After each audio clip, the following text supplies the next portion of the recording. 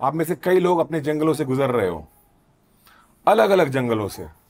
किसी को भविष्य नहीं दिख रहा है, किसी को समझ में नहीं आ रहा है कि कहाँ जाएं कैसे जाएं, किसी को दिख रहा है कि मैं गोल गोल ही घूम रहा हूं, लगता है मैं 2 साल हो गए चर्च आते आते कुछ हो नहीं रहा है, आओ और जाओ, गोल गोल घूम रहा हूं मैं। जंगल में ऐसे ही होता है। ये जो जंगल का दौर है, जायदाद में जाने से पहले जंगल से गुजरना पड़ता है। आप समझो इस बात को।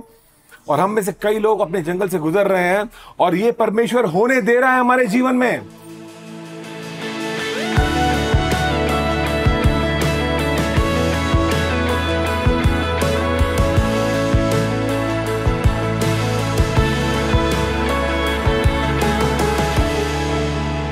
हृदय के बारे में बात करें, नीति वचन का 4 और 23। मैंने कहा था आपसे 23वां वचन देखिएगा, नीति वचन का 4था अध्याय और 23वां वचन। सबसे अधिक अपने मन की रक्षा कर। अच्छा, मन की बात चल रही है, हृदय की बात चल रही है। यहाँ पे बाइबल हृदय और मन, कभी कभी मन का वर्ड का इस्तेमाल करती है। सबसे अधिक अपने मन की यानी कि अपने हृदय की रक्षा कर, क्योंकि जीवन का मूल स्रोत वही है। सबसे ज्यादा किसकी रक्षा करनी है? अपने धन की, मन की। धन की रक्षा करेंगे कोई फायदा नहीं होगा, कोई मतलब नहीं है। आप कितनी रक्षा कर लोगे? पर लगे बाइबल कहती है धन में आया और गया, कितनी रक्षा करोगे? लेकिन बाइबल कह रही है अपने मन की रक्षा कर, क्योंकि जीवन की का मूल स्रोत यही है। तो जब बाइबल कह रही है मन की रक्षा करो, यानी अपने दिल की रक्षा करो, तो वो ये कह रही है कि सारे खिड़की दरवाजे बंद करो ताकि कोई घुस ना सके अंदर। यानी कि कुछ है जो आपके मन में घुसने की कोशिश कर रहा है, वरना बाइबल क्यों कहेगी कि रक्षा कर? और रक्षा किससे करते हैं? दुश्मन से करते हैं, चोर से करते हैं। कोई आएगा चुरा लेगा, कोई आएगा कुछ फेंक देगा, डाल देगा अंदर जो हमारा नहीं, हमको नहीं चाहिए, कुछ तो कर देगा अंदर आकर के, कुछ गड़बड़ करने वाला है। तो कुछ चीजें हैं जो गड़बड़ करने वाली हैं, जो आपके मन में घुसना चाहती हैं। और बाइबल कह रही है सबसे अधिक अपने मन की रक्षा कर। सबसे अधिक मतलब सबसे कमजोर कड़ी यही है। अधिक रक्षा किसकी करते हैं? जो सबसे कमजोर होता है उसकी रक्षा करते हैं। जो चीजें ताकतवर है उसकी रक्षा करने की जरूरत नहीं है। नहीं बोला पैसे की रक्षा कर, पैसा अपनी रक्षा कर लेगा। सबसे अधिक किसकी रक्षा कर? अपने दिल की रक्षा कर, मन की रक्षा कर। सबसे कमजोर यही है। यानी आप जानते हो ना, एक जो युद्ध में एक रणनीति होती है, जो सबसे कमजोर क्षेत्र होता है दुश्मन का, वहां पे हमला करते हैं। जो सबसे ताकतवर क्षेत्र होगा वहां पे हमला करोगे तो क्या फायदा? आप हार जाओगे, मतलब ही नहीं होगा। आप सबसे कमजोर पे हमला करना चाहते हो। शैतान हमेशा कमजोर व्यक्ति पर हमला करता है, कमजोर चीज पर हमला करता है। वो अच्छी रणनीति है उसकी। हमारी भी सोच ऐसी होनी चाहिए कि जो सबसे कमजोर क्षेत्र है मेरा, मैं उसकी रक्षा करूं, क्योंकि वहीं पर हमला होने वाला है। और कौन सा है सबसे कमजोर क्षेत्र? आपका मन सबसे कमजोर है, हृदय सबसे कमजोर है, उसकी रक्षा करनी है। आमीन। यीशु मसीह ने क्या कहा इस हृदय के बारे में? मत्ती का 15:18 से लेके 20। जो कुछ मुंह से निकलता है वो मन से निकलता है, और वही मनुष्य को अशुद्ध करता है। क्योंकि बुरे विचार, हत्या, परस्त्रीगमन, व्यभिचार, चोरी, झूठी गवाही और निंदा मन ही से निकलती है। ये सारी बातें जो है मन से निकलती हैं। ये ही है जो मनुष्य को अशुद्ध करती हैं। अभी अभी बाइबल ने हमको समझाया कि अपने मन की रक्षा कर। क्यों कर? यीशु मसीह ने बताया क्योंकि मन में से कुछ चीजें बाहर निकलती हैं जो आपको अशुद्ध करने वाली। क्या है ये चीजें? ये है बुरे विचार, हत्या, व्यभिचार, चोरी, झूठी गवाही, निंदा। ये सब मन से निकलते हैं और मन में है, और मन से आपके मुंह के द्वारा बाहर निकलते हैं, और ये आपको अशुद्ध करते हैं। तो आपने देखा होगा ना, कभी कभी बहुत नाराज है, गुस्से में हम और कुछ ऐसी बातें बोल देते हैं जो हम आमतौर पे बोलते नहीं हैं। कभी कभी कोई ऐसे शब्द निकल जाते हैं मुंह से जो हम बोलना नहीं चाहते हैं, लेकिन निकल जाते हैं। कैसे निकल गए? अंदर थे इसलिए निकल गए। अगर अंदर नहीं होते तो निकलते भी नहीं। तो दिल में क्या भरा हुआ है, ये समस्या है। एंड बाइबल बोल रही दिल को बचा के रख। यानी ये जो चीजें निकल रही हैं मन से, इसका मतलब है मन में भरी हुई है ये चीजें, मन में भरी हुई हैं। अगर भरी हुई नहीं होती तो निकलती नहीं। कुछ लोग गंदे मजाक करते हैं, तो ये गंदे मजाक क्यों आ रहे हैं उनके मुंह से बाहर? क्योंकि मन के अंदर है वो। कई बार लोग गालियां बोलते हैं, तो गालियां क्यों बोलते हैं? क्योंकि मन में है वो बातें भरी हुई, वो शब्द अभी भी मन में भरे हुए हैं। जो हम बोल रहे हैं, जो लोग बोलते हैं अलग अलग समय पर, अलग अलग हालातों में, ये सब बातें मन की बातें हैं जो मन में भरी हुई हैं और ये बाहर निकल रही हैं। कभी कभी हम बोलते हैं ना, मैं गुस्से में न जाने क्या क्या बोल गया। आप जो गुस्से में क्या क्या बोल गए वो बातें मन में थी इसलिए आपने बोला। अगर मन में नहीं होता तो आप बोलते नहीं। वो तो गुस्सा है और परिस्थिति है जिसने मन की बात को बाहर निकाला, वरना वो बात मन में ही रहती है, लेकिन है मन में। इसलिए यीशु मसीह ने समझाया कि तुम कहते हो कि तुम व्यभिचार नहीं करते हो, लेकिन अगर एक औरत की तरफ तुमने बुरी नजर से देखा भी है तो व्यभिचार के बराबर है, क्योंकि मन में तो व्यभिचार चल रहा है, तुम्हारे मन में है, मन में है। बाहर आया नहीं होगा अब तक, लेकिन मन में है और कभी ना कभी बाहर भी आएगा वो। आप समझ रहे इस बात को? मन की रक्षा कर, क्योंकि क्या हो रहा है, रक्षा मतलब बचा के रख अपने मन को। कुछ चीजें भरने वाली हैं इसके अंदर, इसलिए बचा के रख। बचाते मतलब उसको रोको कुछ चीजों को अंदर आने से। लगातार तुम्हारे मन में कुछ ना कुछ भरा जा रहा है, आप जानो या ना जानो, चीजें भरी जा रही हैं हमारे हृदय में। इस बात को समझना जरूरी है, कैसे मन में कैसे आती हैं बातें। कोई तो बोलता नहीं कि मुझे ये बातें दो, मेरे मन में डालो, नहीं, कोई बोलता नहीं है, लेकिन हम सुन रहे हैं। ये हमारा गेट है, एक तरह का। हमारे पास आंखें हैं, ये एक और द्वार है। आंखें और कान ये द्वार है मन के। जो हम सुनते हैं वो मन में बस जाता है, जो हम देखते हैं वो मन में बस जाता है, भर जाता है मन के अंदर। आप क्या देख रहे हो, क्या सुन रहे हो? कुछ कुछ बातें हम अपने मर्जी से देखते हैं और सुनते हैं, कुछ कुछ चीजें हमें सुनाई जाती हैं, कुछ कुछ चीजें हम चलते फिरते देख लेते हैं, कुछ चीजें बाय चांस दिख जाती हैं, लेकिन लगातार वो चीजें भरी जा रही हैं हमारे अंदर। आप पूछोगे सवाल कि बॉलीवुड के गाने सुन के क्या क्या फर्क, क्या प्रॉब्लम है उसमें? मेरा प्रॉब्लम तो कुछ खास ऐसी है नहीं, कोई बड़ा पाप नहीं है बॉलीवुड का गाना सुनना, लेकिन आप क्या भर रहे हो अपने अंदर, सवाल ये है। जो आप सुन रहे हो वो आपके अंदर भरने वाला है। आप अगर आराधना के गीत सुन रहे हो, आराधना भरने वाली है आपके अंदर। अगर आप फिल्मी गाने सुनने वाले हो, फिल्मी गाने भरने वाले हैं आपके। आप किस तरह की चीजें देखते हो, आप यूट्यूब पे क्या देख रहे हो, वो आपके अंदर भरने वाला है सब। आप टीवी पे क्या देख रहे हो वो भरने वाला है, और कितना देख रहे हो उतना भरने वाला है, और ये भरता जाएगा। यहां पे आपके हाथ में कोई डिलीट का बटन नहीं है कि भर गया, डिलीट कर दिया, निकल गया मैसेज। नहीं, वो भरता रहेगा अंदर। डिलीट का बटन नहीं है हमारे पास में। अंदर जो गया वो अंदर रहने वाला है। ये समस्या है हमारी।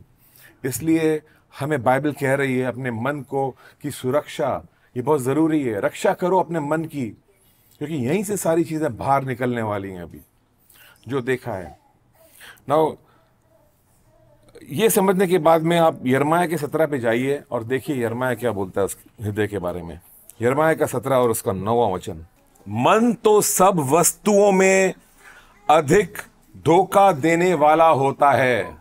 अगर हम मन की सुनेंगे तो हम डगमगाते रहेंगे हमेशा, आज इस तरफ तो कल उस तरफ। लेकिन एक परमेश्वर का वचन है जो कि अटल है और मजबूत बना रहता है, वहां पर कोई धोखा नहीं है। जो वचन कहता है वही कहता है और वही कहता रहेगा, वो बदलता नहीं है, वो अटल है। अगर हम वचन के अनुसार चल रहे हैं तो हम कभी धोखे में नहीं आएंगे। वचन में कोई धोखा नहीं है, दिल में धोखा ही धोखा है। तो यहां पर लिखा है मन जो है आपका, हृदय जो आपका है, वो सब वस्तुओं से अधिक धोखा देने वाला है। सब वस्तुओं से अधिक धोखा देने वाला है, यानी सबसे बड़ा धोखेबाज वही है। आप समझ रहे हैं उसको? सबसे ज्यादा धोखेबाज कोई और चीज नहीं, आपका पड़ोसी सबसे बड़ा धोखेबाज नहीं है, आपका मन धोखेबाज है। मैं अक्सर लोगों को देखता हूं किसी के जाल में फंस जाते हैं। किसी ने बोला एक लोन मिलेगा, ये मिलेगा, पैसा मिलेगा, लाके दूंगा, ऐसा करूंगा, वैसा करूंगा, यहाँ पे नौकरी दिलाऊंगा, वहां पे नौकरी दिलाऊंगा, और पैसे ऐंठ लेते हैं, चले जाते हैं। अरे उसने मुझको धोखा दिया, बोला नौकरी दिलाएगा, पैसे ले लिए, दिया नहीं। वो धोखेबाज नहीं है, आपका मन धोखेबाज है। आपने किसकी बातों पर विश्वास किया, क्या सोचकर चले? आप अपनी मन की सोचकर चले। आपके मन में कुछ लालसाएं थी, आपके मन में कुछ इच्छा थी कि थोड़ा पैसा देंगे, ये नौकरी मिल जाएगी, आपको नौकरी दिख रही थी, आपका दिल वहां पर, दिल धोखा दे रहा था आपको, सिर्फ अच्छी अच्छी बातें दिखा रहा था आपको। जो उसके साथ में जो रिस्क जुड़ा हुआ है वो नहीं दिखाया मन ने आपको। धोखेबाज है ये मन। मन की नहीं सुननी है हमें, परमेश्वर की सुननी है। आमीन। उसमें असाध्य रोग लगा है, एक बीमारी लगी हुई है दिल में, और उसके भेद कौन समझ सकता है? मन के कुछ भेद हैं जो बाइबल कह रही है तुम नहीं जानते हो। यानी तुम अपने मन को नहीं जानते हो, तुम अपने दिल को नहीं जानते हो। दिल में जो तुम्हारे इच्छाएं जागती हैं आज, तुम जानते नहीं तुम्हारा दिल कैसा है। मन को हम नहीं जानते हैं, मैं दिल का अच्छा हूं या ये दिल का अच्छा है, ये भाई हमारा बहुत अच्छा है दिल का। आप नहीं जानते उसके दिल को, सिर्फ परमेश्वर दिलों को जानता है, मनुष्य दिलों को नहीं जानता है। हम अपने खुद के दिल को नहीं जानते हैं। हमारे उद्देश्य क्या हैं, जो कार्य हम करते हैं उसके पीछे उद्देश्य क्या है, हम क्या दिखाते हैं, क्या करते हैं। कभी कभी जो हम दिखाते हैं, जो नकाबा मोड़ते हैं, वही हमारे लिए हकीकत बन जाता है। हमें लगता है कि वही हमारी हकीकत है।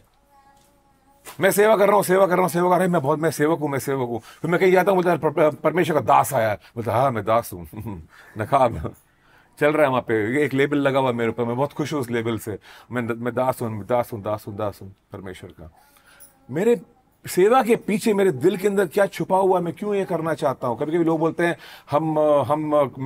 मैं कॉन्फ्रेंस में ये प्रीच करता हूँ, इस चीज़ का प्रचार करता हूँ, उसका करता हूँ। उन्हें को बोल रहे हैं हमको इन्वाइट कीजिए, ये कह रहे हैं एक्चुअली, और दोस्ती कर रहे हैं, बातचीत कर रहे हैं बहुत। मैं जानता हूं कि दिल का जो उद्देश्य है वो ये है कि वो आए प्रचार करने के लिए यहाँ पर, एक कोई कॉन्फ्रेंस हो यहाँ पे, मैं उनको इनवाइट करूं यहाँ पे प्रचार करने के लिए। दिल का उद्देश्य क्या है आपका? क्या आपका वाकई में उद्देश्य था कि मैं परमेश्वर को बढ़ाऊं, या आपका उद्देश्य था कि मैं इस जगह दोस्ती करूं ताकि मुझे ये फायदा हो जाए उस जगह से? क्या था आपका उद्देश्य? आप नहीं जानते हो। कई बार लगता है कि हम अच्छा कर रहे हैं, हम जानते नहीं है, केवल परमेश्वर जानता है कि हम क्या कर रहे हैं। ओके, नीति वचन का 23 और 7 में लिखा है कि एक मनुष्य जैसा सोचता है अपने हृदय में, वैसा ही वो है। आप अपने दिल में जो सोचते हो वैसे ही आप हो। अगर आप अपने बारे में अच्छा सोचते हो, एक अच्छा चित्र है आपके पास में खुद के बारे में, तो आप अच्छे हो। अगर आपको एक चित्र दिखता है अपने दिमाग में कि मैं एक ऑफिस में बैठा हूं, दफ्तर में बैठा और मैं काम कर रहा हूं, वहां पे ये चित्र आपके अंदर है, और आपके मन की पूरी सोच वैसी है कि एक दफ्तर जाना चाहिए, काम करना चाहिए, आपकी सोच है, तो आप वाकई में अंत में दफ्तर में ही पहुंचोगे, वहीं पे काम भी करोगे। आप वैसे ही आप हो, वही आप करोगे, आपका घर भी दफ्तर बन जाएगा। आपको हमेशा टेबल और चेयर की जरूरत पड़ेगी, जैसा कि मैं हूं। मैं कहीं भी जाऊंगा, मैं वहां पे दफ्तर बनाता हूं पहले अपना, क्योंकि मैं हूं ही ऐसा, जैसा मन में सोचता हूं वैसा ही मैं हूं। मेरा चित्र क्या है जिंदगी का? चित्र ये है कि टेबल लगी हुई है, टेबल हमेशा होती है उस चित्र में, और मैं बैठा हूं और ढेर सारे लोग बैठे हैं वहां पे आसपास में। हम लोग बैठ के बात कर रहे हैं, डिस्कस कर रहे हैं, मीटिंग कर रहे हैं, कुछ फैसले कर रहे हैं वहां पे बैठ। ये चित्र है। कुछ लोगों का चित्र अलग होता है, उनका चित्र होता है कि मैं खड़ा हूं या प्रचार कर रहा हूं, बहुत सी भीड़ जमा पे, स्टेडियम भरा हुआ है। वो वैसे ही है, वो लोग हर जगह ढूंढते रहेंगे कहां पे कॉन्फ्रेंस चल रही है, वहां पे जाएं, प्रचार करें और उनका दिल की ख्वाहिश पूरी हो। जैसा वो दिल में सोचते हैं वैसे ही वो हैं, वही उनका चाल चलन बन जाता है। आप अगर सोचते हो कि मैं बीमार हूं, बीमार हूं, बीमार हूं, तो आप बीमार ही हो। मैं गरीब हूं, मैं गरीब हूं, गरीब हूं, तो गरीब ही हो आप। अमीर बनने के लिए बहुत पैसे नहीं चाहिए, पहले सोच को बदलना है। सोच को बदल दोगे कितना आसान होगा। मेरी सोच बदल गई है, मैं अमीरों की तरह सोच रहा हूं, उनकी तरह जीना मैंने शुरू कर दिया है। अमीर इंसान हूं मैं अभी। बाइबल बोलती है जैसा तुम सोचते हो वैसे ही तुम हो। और तुम गरीब इसलिए नहीं हो कि पैसे कम है, तुम गरीब इसलिए हो कि तुम्हारी सोच गरीबों की सोच है। किसी और दिन बैठ के डिस्कस करना कि गरीबों की सोच क्या होती है, एक लिस्ट बनाना कि गरीब लोग कैसी हरकतें करते हैं, फिर चेक करना मैं कैसी हरकतें करता हूं, फिर चेक करना अमीरों की हरकतें कैसी होती है, लिस्ट बनाना, और फिर सोचना मैं इनमें से कौन सी हरकतें करता हूं। अगर मैं अमीरों की हरकतें नहीं करता हूं तो मेरी सोच ही नहीं है अमीरों की। अमीर लोग अमीरों की तरह चलते हैं, गरीब लोग गरीबों की तरह जीते हैं और चलते भी हैं, सोचते भी हैं।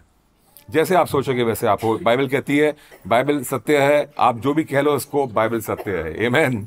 आगे बढ़ते हैं। सो यीशु मसीह ने प्रचार किया इस चीज के बारे में। उसने बताया कि दिल की बहुत समस्या है आपकी, जैसे आप दिल में सोचते हो वैसे ही हो।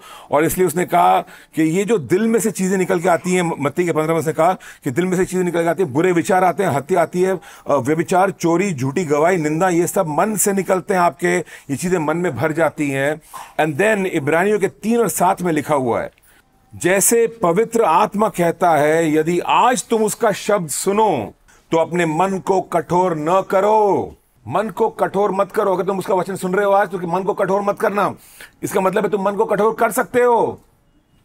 मन को कठोर करना हमारे हाथ में है, क्योंकि बाइबल कह रही है मन को कठोर मत करो, मत, यानी कि इट्स पॉसिबल कि मैं करूं या ना करूं।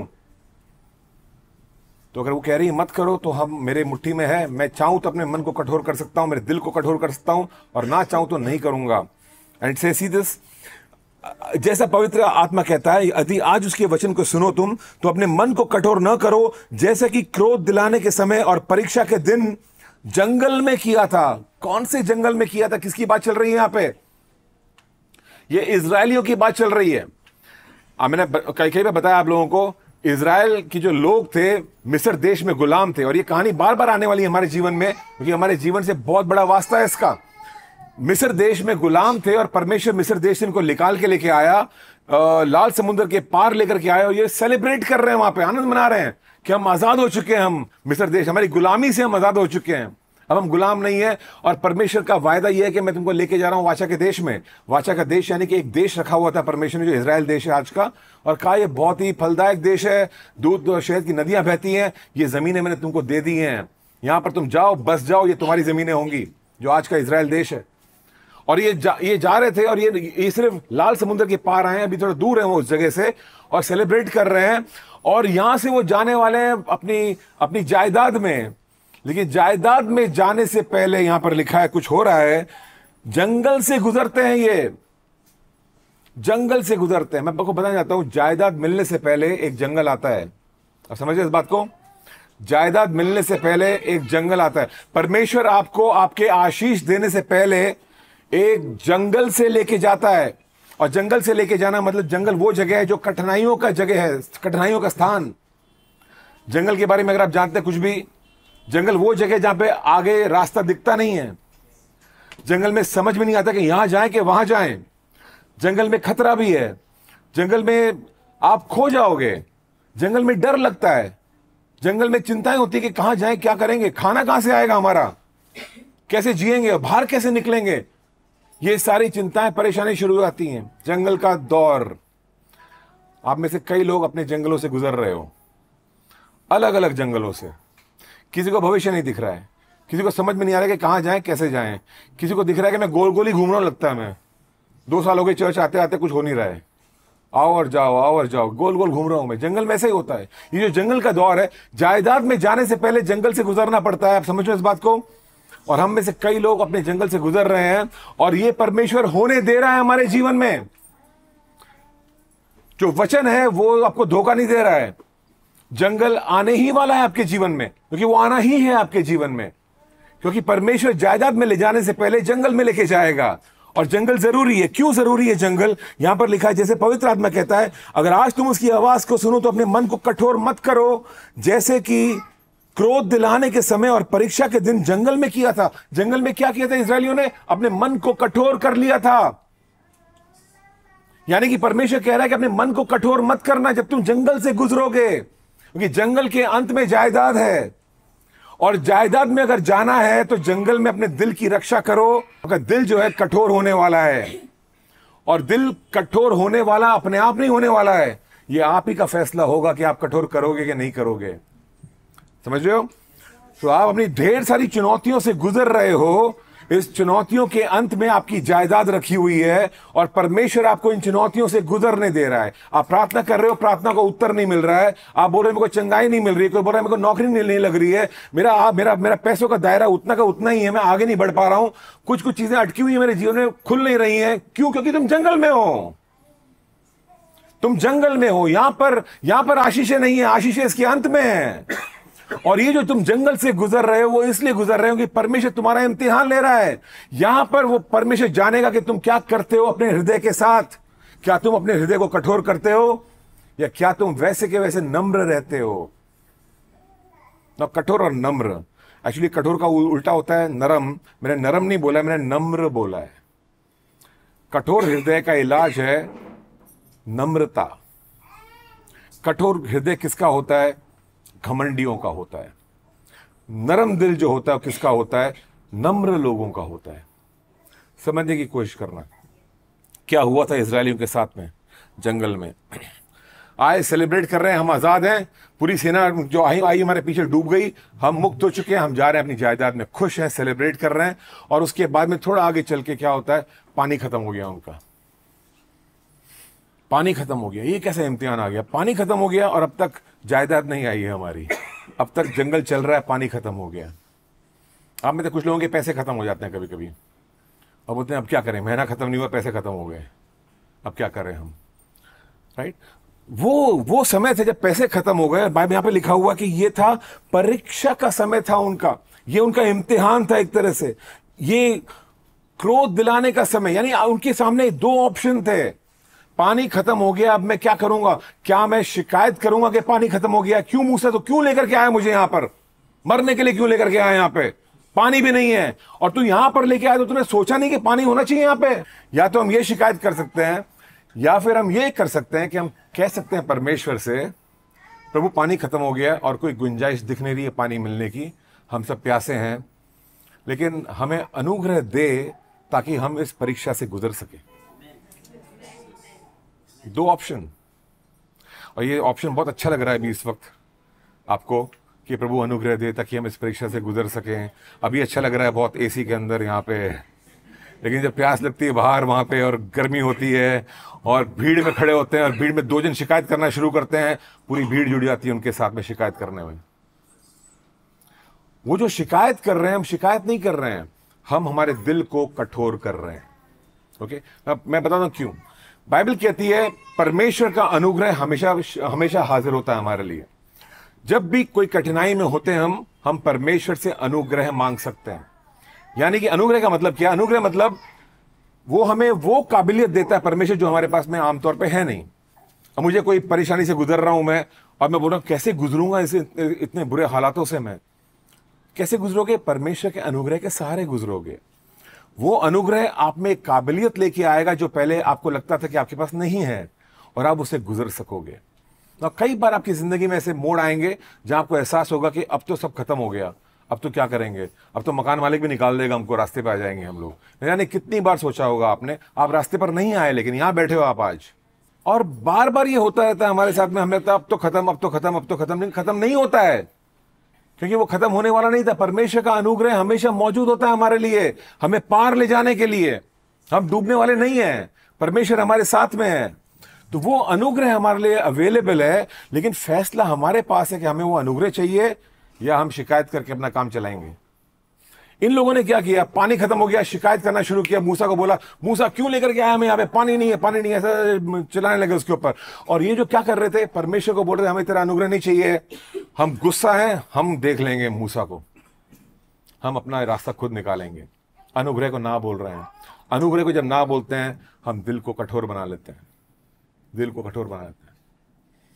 और वो परमेश्वर चाहता नहीं कि ऐसा हो। क्यों? कठोर हृदय वाले जो लोग हैं वो जायदाद में जा नहीं सकते हैं। समझे इस बात को? परमेश्वर ने 40 साल तक इंतजार किया। जब ये सारे शिकायत करने वाले लोग गुजर गए, मर गए, इनकी उम्र हो गई, मर गए सब के सब रेगिस्तान में, जंगल में, तो इनके बच्चों को वो लेकर के गया यर्दन के पार जायदाद में। इनको नहीं लेके गया। बोला इनको नहीं लेके जाऊंगा, ये बहुत शिकायत करते हैं, ये बार बार शिकायत करते हैं। पानी खत्म हुआ शिकायत करने लगे, खाना खत्म हुआ शिकायत करने लगे, फिर मन्ना बरसाया। परमेश्वर चमत्कार के बीच में जी रहे हैं वो लोग। रोज सुबह मूसा ने कहा जितना आज चाहिए उतना लेना, कल और मिलने वाला है आप लोगों को। नहीं ले लेते हैं, और क्या पता कल मिलेगा कि नहीं मिलेगा। और परमेश्वर फिर नाराज हुआ, मेरी बात तुम विश्वास नहीं करते हो मेरे ऊपर, तुम स्टिफ नेट का जड़ बुद्धि लोग हो तुम लोग। परमेश्वर ने कहा मैं तुम्हें नहीं जाने दूंगा जायदाद में। 40 साल तक वो लोग घूमते रहे। क्यों घूम रहे थे? क्योंकि परमेश्वर इंतजार कर रहा था, ये कब मरेंगे ये लोग। आपने कभी इंतजार किया कब मरेंगे ये लोग? प्रभु तो इन्हें उठा के नहीं लेता है प्रभु तो इनको। प्रभु बोले ऐसा नहीं उठाऊंगा इनको, मैं वेट करूंगा। धीरे धीरे जाएंगे। इब्रानियों का 3 और 11 पढ़ना। तब मैंने क्रोध में आकर शपथ खाई, वे मेरे विश्राम में प्रवेश करने ना पाएंगे। आमीन। ये परमेश्वर बोल रहा है। परमेश्वर कह रहा है कि तब मैंने क्रोध में आकर शपथ खाई। परमेश्वर क्रोधित होता है, समझ रहे इस बात को? मतलब हमारा लाडला नहीं है परमेश्वर ऐसा नहीं है, वो नाराज हो जाता है हमसे। ओके, वो गुस्सा होता है, गुस्सा भी करता है परमेश्वर। Please understand this. परमेश्वर कह रहा है यहाँ पे मैंने क्रोध में आकर शपथ खाई है। परमेश्वर शपथ खा रहा है, मतलब ये तो होना ही है, अभी तो कुछ ये बदल नहीं सकता। अभी वो कह रहा है मैंने शपथ खाई, वे मेरे विश्राम में प्रवेश न करने पाएंगे। वो नहीं जाएंगे मेरे विश्राम में। विश्राम मतलब जायदाद में। अपने जीवन को चेक करना, और बहुत जरूरी हमें चेक करना लगातार हमारे जीवन को, क्या हम हमारे विश्राम में पहुंचते हैं कि नहीं पहुंचते हैं। एक विश्राम तो हमारा स्वर्ग है जहां हम जाने वाले हैं, लेकिन उसके पहले हमारा अनंत जीवन शुरू हो चुका है। विश्राम का अनुभव यहीं से शुरू होना चाहिए। कौन सी चीजें जो मुझे बेचैन कर रही हैं, मुझे शांति क्यों नहीं मिल रही है उन चीजों को लेकर के। अगर मैं कुछ चीजों को लेकर बेचैन हूं और रोज बेचैन रहता हूं, कहीं पर कुछ समस्या चल रही है और मुझे मेरे हृदय को चेक करने की जरूरत है कि कहीं पर मेरा हृदय जो है कठोर हो चुका है और इसलिए मैं अपने विश्राम में नहीं पहुंच रहा हूं उस बात को लेकर। कुछ लोग अपनी नौकरी को लेकर बहुत परेशान हैं और हमेशा परेशान ही रहते हैं कि नौकरी मिली नहीं मिली, अरे वहां पे ट्राई कर रहा हूं और ये कर रहा हूं, अरे यहां पे मिल गई लेकिन ठीक नहीं, वहां पे जा रहा हूं। ये विश्राम ही नहीं मिल रहा है इनको एक नौकरी में कभी सेटल होते ही नहीं है, लगातार ढूंढते रहते हैं ये करूं वो करूं कि वो करूं कि ये करूं, चैन नहीं है। क्यों? हृदय कठोर हो चुका है, अपनी जायदाद में पहुंच नहीं पा रहे हैं। वो नौकरी तुम्हारी एक जायदाद है जहां पर जाके तुमको आराम मिलेगा कि हाँ मैं आ गया हूं, यहीं पर ये मेरा स्थान है, और नहीं मिल रहा है। मिनिस्ट्री में लोगों को अपना विश्राम नहीं मिलता है। ये मत सोचना कि आप सेवकाई कर रहे हो तो हाँ फिर तो प्रभु के राज्य में भी विश्राम की जरूरत है। और मिनिस्ट्री में मैंने लोगों को देखा जिनके पास विश्राम नहीं है, एक चर्च दूसरे चर्च चौथे चर्च पांचवा चर्च, ये मिनिस्ट्री वो मिनिस्ट्री, ये कर लूं वो कर लूं, ये कॉन्फ्रेंस वो कॉन्फ्रेंस, और परेशान होते जा रहे हैं। यहां जाए कि वहां जाए कि कहां जाए, कहीं पर तो ठिकाना पाना पड़ेगा। अपनी जायदाद में आने के लिए आपको तय करना पड़ेगा कि जायदाद जो है वहां पर फिर ढूंढते नहीं कि कहां जाए, फिर वहां पर सेटल हो जाते हैं जायदाद में। कुछ लोग शादी में सेटल नहीं हो पाते हैं। अब देखो डिवोर्स हो रहे हैं लोगों के आजकल। शादी की है डिवोर्स हो गया, फिर शादी की फिर डिवोर्स हो गया, फिर शादी की डिवोर्स हो गया, 2-3 डिवोर्स हो गए कुछ लोगों के, 5-6 हो चुके हैं कुछ लोगों के। विश्राम नहीं मिल रहा है उनको, कठोर मन हो चुका है, कठोर मन। समस्या ये नहीं कि लोगों में प्रॉब्लम है या उनके विचार बड़े मॉडर्न है या वो लोग शहर के लोग हैं, यहाँ के लोग हैं, वेस्ट के लोग हैं, नहीं, मन में कठोरता आ चुकी है।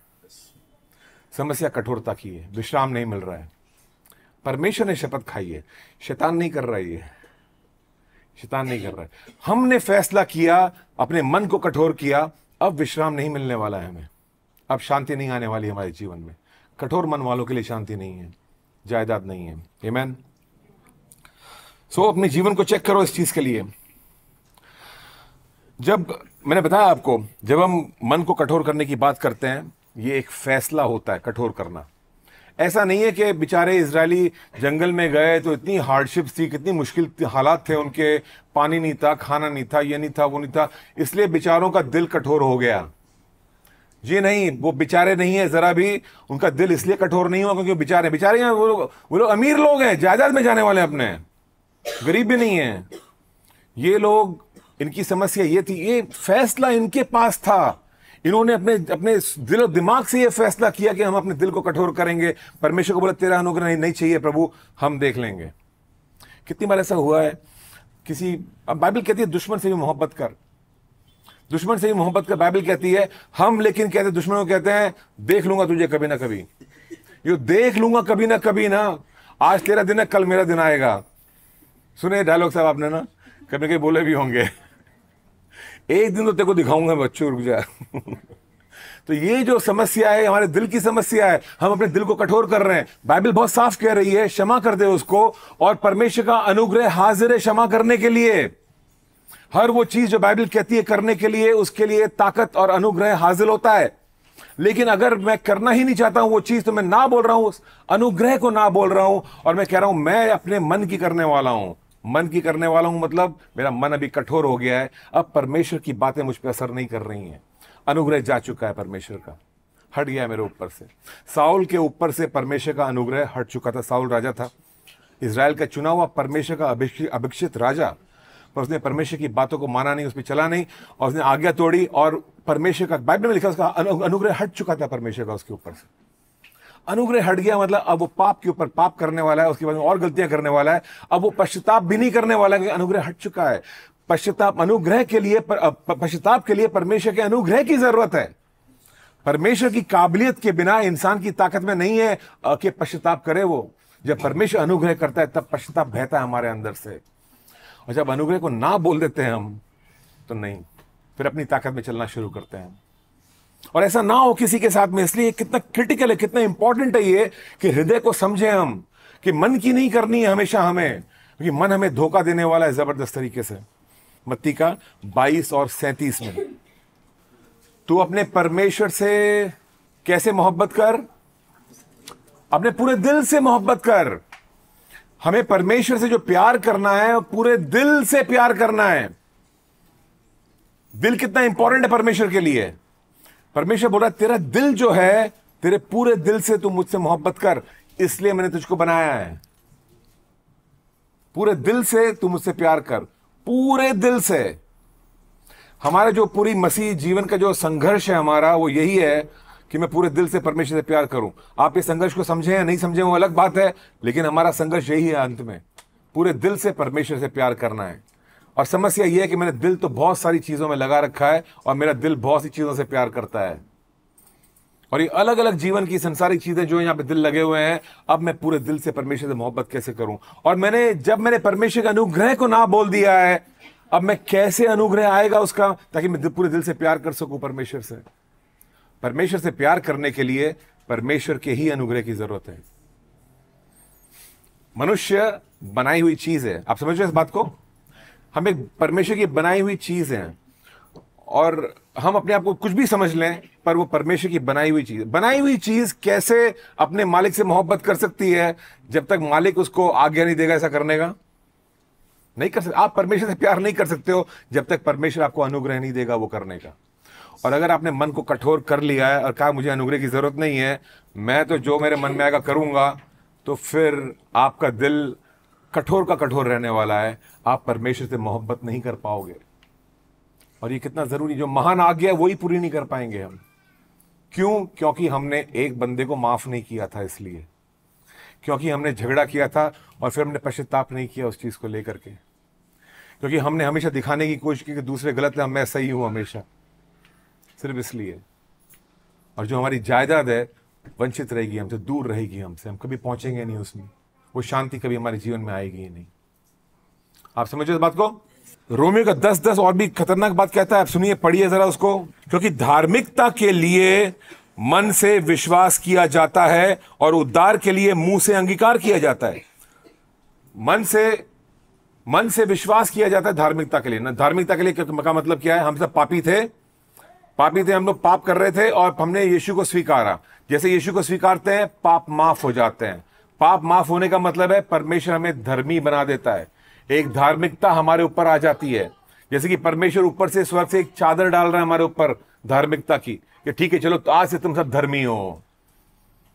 तो ये धार्मिकता कैसे मिलती है? मन में विश्वास करने के द्वारा मिलती है।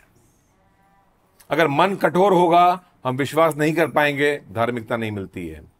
ओके नाउ, हम सबको, अगर हमने यीशु मसीह में विश्वास किया है, बपतिस्मा लिया है, हम जानते हैं उसको और हमने अपना जीवन उसको दिया है, तो हम यकीन माने कि हमें उद्धार हो चुका है हमारा। यानी कि हमें परमेश्वर की धार्मिकता मिल चुकी है, हमारे पाप माफ हो चुके हैं, और इसलिए तो हम परमेश्वर को ग्रहण किया था। और जैसे यीशु को ग्रहण करते पाप धुलते हैं, यानी कि धार्मिकता मेरे ऊपर आती है। लेकिन ये कार्य तब तक नहीं होता जब तक मेरा मन कठोर है। कठोर मन वाले लोग जो, अब देखो, आप बाहर जाओ दुनिया में और लोगों को बोलो प्रभु के बारे में, सुनेंगे नहीं आपकी बात। आधे लोग बोलेंगे देखते हैं, अरे ठीक है देखा जाएगा बाद में क्या होता है। कठोर मन है ये, पत्थर मन है ये। जो नरम दिल के होते हैं बोलते हैं क्या एक परमेश्वर भी है? ये नरम दिल वाला सवाल पूछता है, जानने की कोशिश करता है कि क्या है। कठोर दिल वाले नहीं करते हैं ऐसा। और कभी कभी परमेश्वर हमें ऐसे स्थान पे लेके आता है जहाँ पे हमारा मन पूरा टूटता है, हम ही टूट जाते हैं पूरी तरह। हालात मतलब सामने लगता है कि खत्म जिंदगी है, क्या करें हम। और मरता क्या करता है? प्रभु को पकड़ लेते हैं हम लोग। तब हम टूटे हुए होते हैं, इसलिए पकड़ लेते हैं परमेश्वर को। तब हम अपने दिल को खोलते हैं परमेश्वर के लिए। और ये इसलिए होता है कि परमेश्वर अनुग्रह करता है हमारे ऊपर। उस समय परमेश्वर करता है वो अनुग्रह हमारे ऊपर। सो हमारा दिल जो है वो तो धोखेबाज है, लेकिन दिल से विश्वास करना जरूरी हो जाता है धार्मिकता के लिए, यानी स्वर्ग में जाने के लिए, यीशु को ग्रहण करने के लिए। और इज़ीकियल हमसे कहता है कि मैं, वहां पे परमेश्वर इज़ीकियल के द्वारा कहता है कि मैं तुमको नया मन दूंगा और तुम्हारे भीतर एक नई आत्मा उत्पन्न करूंगा और तुम्हारी देह में से पत्थर का हृदय निकाल कर तुमको मांस का हृदय दूंगा। परमेश्वर यहेजकेल की किताब में कहता है। परमेश्वर जान गया था कि मनुष्य ये खुद कर नहीं पाएगा, सबका दिल पत्थर हो चुका है, कोई भी मुझे ग्रहण नहीं कर सकता इस पृथ्वी पर। मतलब ठीक है, मैं एक काम करता हूं तुम्हारे लिए, मैं ही तुम्हारा पत्थर का जो दिल है निकाल करके तुम्हें एक मांस का हृदय दूंगा। 35 साल की उम्र तक मैं जो जी रहा था अपनी जिंदगी, पत्थर हृदय लेके जी रहा था। 13-14 साल की उम्र तक मैं समझ गया था कि मेरे को चर्च वर्च नहीं चाहिए। 15-16 साल की उम्र में मैं बोला कि मुझे ये सब जरूरत नहीं है, सब बकवास है ये सब, मैं अपना जीवन जो मैं चाहे मैं जीऊंगा, जैसे जीना वैसे वैसे करूंगा मैं। 18, 19, 20 का हो गया, बोला नहीं, मेरा डिसाइड कर लिया मैं थिएटर में लाइन में जा रहा हूँ, वही मेरा लाइन है। 20, 21 में मैंने तय कर लिया, नहीं नहीं ठीक है, मैं फिल्मों में जाऊँगा, मुझे डायरेक्टर बनना है। 24, 25, 26 डायरेक्शन कर रहे हैं, 27, 28, 29, 30 साल तक अपना एम्बिशन बहुत क्लियर था, मैं बढ़ने वाला हूँ, ऊपर आने वाला हूँ और मैं फिल्म में बनाने वाला हूँ, और मैं बढ़ रहा हूँ, धीरे धीरे ऊपर जा रहा हूँ। 30 साल का हो गया, उसके बाद में अब एहसास हो रहा है कि मजा नहीं आ रहा जिंदगी में, कुछ खालीपन है, कहीं पर शांति नहीं है। अभी आपने बना लिया, आपने एक टीवी सीरियल बना लिया, दूसरा बना लिया, तीसरा बना लिया, कितने बनाओगे आप, और बना बना करके बोर हो गया हूँ मैं भी उससे। अब लग रहा है कि क्या ऐसे मजा नहीं आ रहा है इसमें इतना जो आना चाहिए था। चलो फिल्म बनाते हैं, तो एक फिल्म बनाना शुरू कर दिया, और फिल्म के बीचों बीच एहसास हुआ कि तो वही चीज है, कुछ फर्क नहीं है इसमें। मैं 10 फिल्म बना सकता हूँ, लेकिन कोई शांति नहीं है मेरे मन में, जो मुझे चाहिए वो नहीं है, और मेरी जिंदगी खत्म होती हुई दिख रही है मेरे को। मैं बोला कि कुछ मजा नहीं आ रहा है मेरे को लाइफ में, क्या कर रहा हूँ मैं। और जब 35 साल के आसपास पहुंचा, मेरे को लगा, मैं तब एक टूटापन आया मेरे अंदर। बोला प्रभु क्या तू वाकई में है कि नहीं है, मुझे तेरी जरूरत है, कुछ कर मेरी जिंदगी में आके, मेरी जिंदगी को ठीक कर वापस से। और परमेश्वर ने बोला तूने पुकारा है मुझको, अपना दिल खोला ना मेरे लिए, मैं तेरे को अनुग्रह देता हूं। दिल तब तक नहीं खोलता जब तक वो बेचैनी मेरे अंदर नहीं बढ़ती और परेशानी नहीं होती और मुझे एहसास नहीं होता कि अब मैं अपने बल पे, अपनी ताकत पे जी नहीं सकता हूं, क्योंकि बहुत सारे सवाल मेरे दिमाग में हैं जिसके जवाब मेरे पास में नहीं है। क्यों हूं मैं इस दुनिया में, जवाब नहीं था मेरे पास में। क्या मैं ऐसे आया जाऊंगा, बाद में कहां जाऊंगा, नहीं जवाब था इसका। अगर मैं बेस्ट डायरेक्टर बन गया, बेस्ट प्रोड्यूसर बन गया, सबसे अमीर आदमी बन गया दुनिया का, तो उसके बाद में क्या होगा, कोई जवाब नहीं था मेरे पास में। उसके बाद में क्या होता है पता ही नहीं क्या होता उसके बाद में, मैं जानता हूं कुछ नहीं होता उसके बाद में, खालीपन है उसके बाद में। तब एहसास हुआ परमेश्वर की जरूरत है। फिर ऐसा अनुग्रह परमेश्वर का कि उस टूटेपन में उसने एक हृदय दिया जो पुकारेगा परमेश्वर को, और जब पुकारा उसको, पत्थर का हृदय निकाल करके मांस का हृदय दिया। ये हृदय मतलब ये वाला हृदय नहीं जो अंग है शरीर का, वो नहीं, लेकिन एक नया आत्मा दिया उसने। और वो आत्मा क्या, पहले नाम का क्रिस्ती था मैं, अब मैं वाकई में आत्मा में क्रिस्ती बन गया। ये फर्क था, नाम के नहीं, थप्पा लगा हुआ क्रिस्ती नहीं, वाकई में क्रिस्ती, मसीह के लोग, मसीह के लोग जो मोहब्बत कर सके उससे पूरे दिल से। ऐसे ही हाल आप लोगों का है। आपने परमेश्वर को पुकारा, परमेश्वर आपके दिल में आया, आपको मौका दिया और आपको अनुग्रह दिया ताकि आप उसको ग्रहण कर सको, और आपने उसको ग्रहण किया, एक नया हृदय मिला आपको। लेकिन फिर बाइबल कह रही है इस हृदय को संभाल के रखना, इस नए हृदय को भी संभाल के रखना, क्योंकि हृदय सबसे बड़ी समस्या है। सबसे ज्यादा धोखेबाज, सब वस्तुओं में धोखेबाज हृदय है ना। हम सब जानते हैं सबसे बड़ा धोखेबाज कौन है, मन है। एक व्यक्ति है लेकिन जो बहुत बड़ा धोखेबाज है, शैतान है। शैतान एक व्यक्ति है जो बहुत बड़ा धोखेबाज है, और वो भी ये बात जानता है कि इनका मन बहुत बड़ा धोखेबाज है। तो दो धोखेबाज जब मिल जाते हैं तो आप सोच सकते क्या हो सकता होगा। समझ रहे इस बात को? जो शैतान जिस हथियार का इस्तेमाल कर रहा है आपके विरुद्ध, वो पैसा, गरीबी, बीमारी, ये तो छोटी बड़ी चीजें हैं। उससे बड़ी समस्या जो हमारी है, हमारे अंदर ही जी रही है हमारे साथ में, हमारा मन जो धोखेबाज है, और वो उसी पे हमला कर रहा है, उसी का इस्तेमाल कर रहा है हमारे विरुद्ध। और जैसा इंसान मन में सोचता है वैसा ही वो है। वो पहले आपको मन में बीमार कर देता है। आप नोट करोगे कई बार आपके मन में, कुछ लोगों के मन में विचार चलते रहते हैं, अरे ये बीमारी हो जाएगी, अरे वो बीमारी हो जाएगी, अरे अभी जुकाम आ जाएगा। अरे कोविड का नाम सुना नहीं, सब लोग भाग गए, छुप गए अपने घर के अंदर, नहीं अभी ऐसा हो जाएगा, वैसा हो जाएगा, ऐसा मत करो, ऐसा। मतलब बहुत ऐसे लोग थे जो अपने घर से निकले नहीं बाहर। अभी भी खबर आई थी बीच में अखबार में कि एक 3 साल तक एक लेडी ने अपने आप को, अपने बच्चे को बंद कर दिया था कमरे के अंदर, और अपने घर में ही थे, बाहर निकले ही नहीं वो लोग। तो पुलिस को अब आना पड़ा, और लोगों ने शिकायत की, और वो आए, कुछ लोग आए, दरवाजा खुलवाया उनसे, उनको बोला खत्म हो गया कोविड, बाहर निकलो अभी आप लोग, ऐसे नहीं मर जाओगे आप लोग अंदर बैठे बैठे, ऐसे पागल हो जाओगे। तो वो समझ नहीं रहे इस बात को, इतने घबराए हुए लोग हैं ये। जैसा इंसान मन में सोचता है वैसे ही वो है। आप बीमार हो अगर आप सोचते हो बीमार हो लगातार, गरीब रहोगे अगर गरीब सोचते हो अपने आप को, तो सोच को बदलना पड़ेगा, हृदय को गार्ड करना पड़ेगा।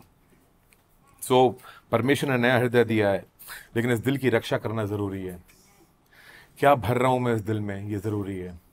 क्या देख रहे हैं हम रोज, ये जरूरी है। कौन सी फिल्में देख रहे हैं, जरूरी है। दिल को कैसे सुरक्षित रखोगे, ये सवाल हमारे सामने है। कैसे सुरक्षित रखेंगे?